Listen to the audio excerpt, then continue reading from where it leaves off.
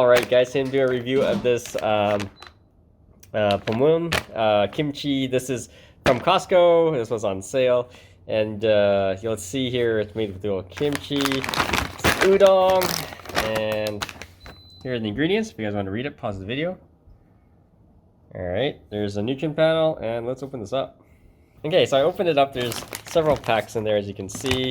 But how it's set up is, let me show you. So basically, there's your sauce mix right there, 1. Then there's tells you 2. There's your other sauce, 3 and 4.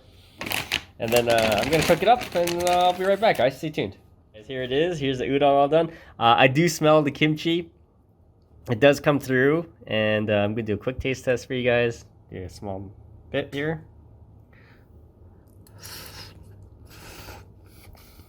Wow. It is spicy. Ooh, that packs a punch. Otherwise, it tastes like very similar to the other udon I reviewed. That was in a little cup, but this one has the kimchi flavor, so it just has that heat to it. Otherwise, it's very similar. Yeah, it's kind of it's really spicy, and you see there's a little bit of kimchi there. So, but the kimchi is very little. All right, guys, see you in more videos.